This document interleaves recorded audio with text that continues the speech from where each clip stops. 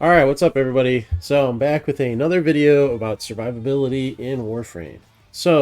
One of the points I made in my last video about this, pretty hot topic lately, is that a large drawback of health tanking is the fact that you have to dedicate more of your loadout to survivability. So I figured, hey, why not test that out? So what was my method? I've played Warframe for like about 6,000 hours. My most played frame is Mag with only 3.8% of my playtime. So I've played every frame at least into Steel Path, sometime most of them farther than that. So I feel like if I have a frame or if I have a build for a frame, it's at least gone into Steel Path. Now, I also, just to check myself, I looked at some other content creators for some of the frames I don't play as often.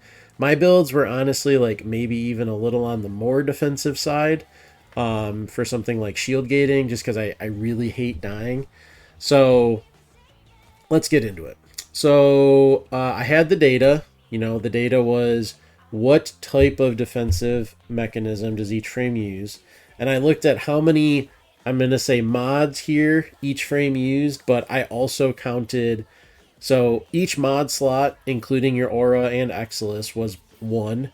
I also included arcanes in that. So if I was using like arcane Aegis, that would be a +1. And I also included the helmet ability. So if I was, and so the criteria I used here was if that mod or arcane or helmet ability, if the only reason it was on that build is to increase my survivability and it didn't really interact with the rest of the build, that gave it a +1 for this, this metric. So when I say mods, it really means kind of like a representation of how much of your loadout, including mods, arcanes, and a helmet ability, how much of your loadout did you have to dedicate to survivability when you were taking, these various, defensive approaches. So starting out, I grouped things into 5 defensive mechanisms. So you have shield gating, you have health tanking, you have invulnerability, invisibility, and overguard. I actually probably have more health tanking frames than average because if a frame has healing or it has armor mechanics or it has something that interacts with their health, I try to use health tanking because it kind of makes sense, right? Like Hydroid, I feel like a shield gating build would probably be better on Hydroid. I run him as a health tank because he has armor from one of his abilities, so it just kind of felt natural. Is it as good? Well, that's TBD, but it felt like the right thing to do. So in my arsenal, I had 24 frames that shield gated, 18 that were health tanks. And of course, one other thing is there are some frames where you can run multiple builds. Also, helmet affects this quite a bit. I generally tried to default to what was like either the most meta build or like the most natural fit for that frame. Like whatever like the most people would be using on that frame is what I used for this. I didn't want to double count frames for different types of builds. So 18 health tanking frames, 7 with invulnerability, 6 with invisibility, and 5 with overguard. Now, invulnerability is a little tricky because some of these you don't really get invulnerability, like functional invulnerability, unless you use an augment, like Nyx and Corvex. But like if you're gonna use those frames, the main reason people use those frames is for the invulnerability. So it felt silly to not put them in this bucket. In addition, I did put Nezha in here because even though Nezha technically takes damage through Warding Halo, if Warding Halo breaks, then you get 3 seconds of invulnerability. So it kind of felt like it fit in the invulnerability bucket a little more naturally. So there are some edge cases here which are a little, a little weird, but by the law of large numbers, on average, these trends should hold.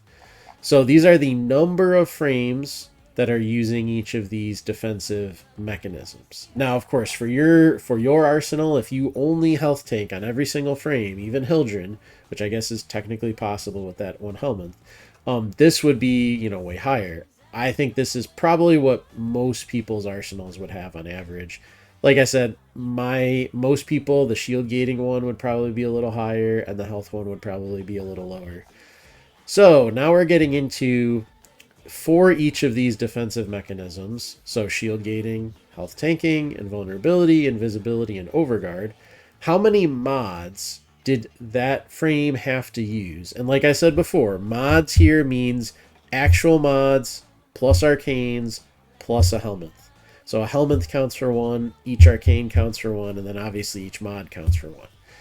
So these are the averages per category. So on average, a shield gating frame has to use less than 2 mods. So most of my shield gating builds either had 1 or 2, in some cases 0 defensive mods. And now keep in mind, like I said, I counted a defensive mod as like the only reason it was there was to keep you alive. So like adaptation, it doesn't do anything for your abilities, it doesn't increase your damage. Something like another one would be like Arcane Aegis or Brief Respite, like, or using a purely defensive helmet. Like on some frames I use Eclipse, but I only use it in the damage reduction form. Stuff like that. So if the only reason it's there is to keep you alive, that's what counts for this. So shield gating less than 2 on average. I'll switch to the other ones first. Invulnerability. Wow, man, they really don't have to use a lot of mods for this, do they? On average, it was less than 1. Same thing with invisibility. On average, less than 1. Overguard, it was around 1.4. So as you can see, all the, and I'll just kind of skip ahead here, all the non-health tanking frames or builds used around 1 mod for defensive purposes. And so this is either, usually this was rolling guard for a shield gating build. Maybe you used brief respite and rolling guard, or maybe like in some edge cases, I got real crazy. I really wanted to survive, and I would use brief respite, rolling guard, and arcane aegis. And it's like, okay, well that frame is definitely not dying. And then we look at the poor health frames. So on average, I used over 4 mods per health tanking frame, as opposed to the 1.3 on average of a non-health tanking frame. That sucks. That's not great. So there, I don't really like the Exilus slot doesn't like really count because there really aren't defensive options in the Exilus slot. So ignoring that one, you have your 8 mod slots. You have 1 aura, 2 arcanes, so that brings us up to 11, and potentially a helmet, so 12. So on average, a non-health tanking frame is only using a 12th of their loadout for defensive purposes, whereas a health tanking frame needs to use a 1/3 of their loadout for health tanking purposes. That's kind of crazy when you think about it. Like, that's just going to let these types of frames have way more flexibility in what they can do, the builds that they can run, etc. I'll just run through the actual frames. So like, so these are like the mod quote unquote count on the right. The colors are consistent with these plots up here. So, Garuda, she needed a lot of defensive mods. Grendel, like I said, some of these, like, people might not run them as health tanking frames, but I do.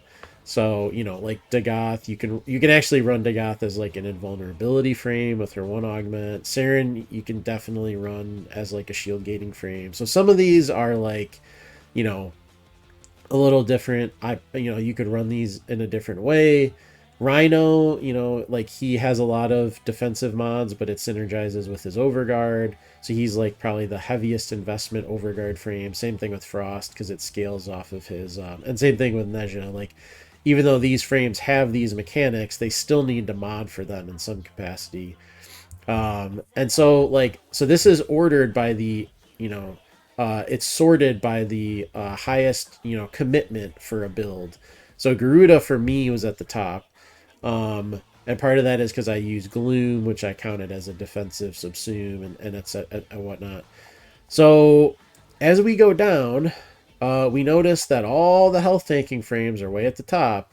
And as we go down, it's all shield gating. And then we start to get the invis frames. And then we're getting the invulnerability frames. And let's look at the bottom of this. Man, wow, this is really dominated by not health tanking frames. Varuna, I use a build where I stay in her 1 all the time, so that's why I put that over here. We got Overguard, shield gating, invisibility, shield gating. Like some of these shield gating frames, you literally don't need any defensive mods. Like Caliban with his new drone, new sentinels he can summon, or sentients, not sentinels. Protea, like these frames, their defensive kits are so freaking ridiculous that they literally just need no defensive mods. Like Limbo, I mean, people think Limbo kind of sucks, but like, you know, like these frames just literally don't need anything. Like they just will pretty much will never die. Like I've done ETA with Caliban and EDA and whatever. Like, dude, this guy is an absolute beast. He gets so much shield regen from his whatever they're called. I don't remember the name of the sentients, but he like basically can't die. Same thing with Protea. You actually don't want to use shield gating mods on her because it breaks her passive, but just her shield drone or shield grenade and her passive basically make her like invulnerable. You might throw rolling guard on Protea if you're feeling spicy. So yeah, so a huge lack of health gating or health tanking frames down here. Ember was the lowest commitment health frame. There was a couple that you only needed like 3, but on average, a lot more. You need a lot more commitment for health tanking than for not health tanking. So, you know, I just kind of wanted to like check myself a little bit. Like I don't want to just say bullshit and not, you know, check it. So, you know, wanted to put my money where my mouth was on this one. But I still, I will reiterate, I strongly believe one of the, and it's this plot tells it all right here. It is a huge commitment to health tank versus not health tank. And one of the comments I got on one of my recent videos was that, you know, they mentioned that like needing to mod for your survivability and interacting it with it that way made it more interesting. And I agree with them. I think that that is a valid statement. However, the fact that health tanking is just worse than all these other options, it is flat out worse, which I showed in my last video. And it takes a massively, like so much more commitment in terms of your build to do health tanking.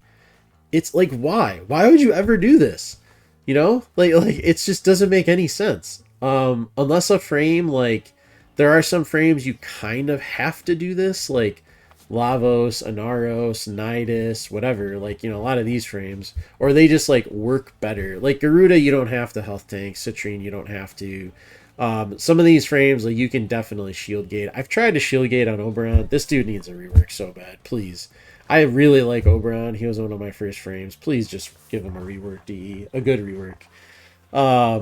So yeah, so I still remain, I will reiterate my point. I think health gating needs, or health tanking needs to be looked at in the context of Warframe. And I really hope that this Valkyr rework like causes DE to take a serious look at this, because it's a problem.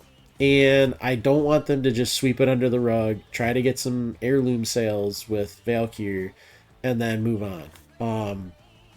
There are people that want to use their health as a defensive, and it just kind of sucks right now.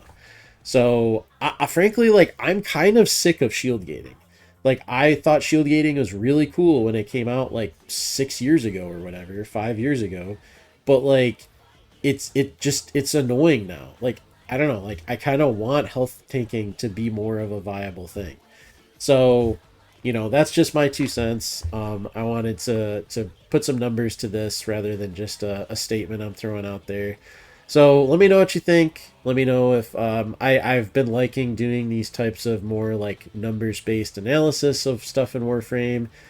If you like that, you know, I'd love feedback. Another random question I'll throw out there is, Are any of you thinking about playing Dune Awakening? Because man, I love Dune. I have, let me see, right here. Oh yeah, right next to my desk. I've got the first couple Dune books. I love Dune. But I don't trust Funcom. I don't trust Funcom at all. So I'm kind of warring with myself about whether or not I should play Dune Awakening.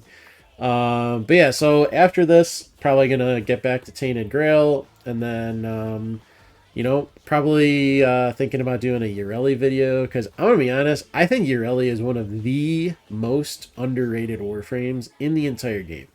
I think Urelli is actually disgusting right now. I think she's super good. And I know probably the main reason people don't play her is because her good augment, in my opinion, means you can't use you have to use Marilena, which is a real shame because I think she's actually really fun. I really like the visual design of her prime, and I think she's really, really, really, really strong. So that's some of the stuff that'll be coming up. But thanks for watching, as always. Hopefully this type of discussion is useful, and hopefully D takes a look. So thanks for watching. See you around.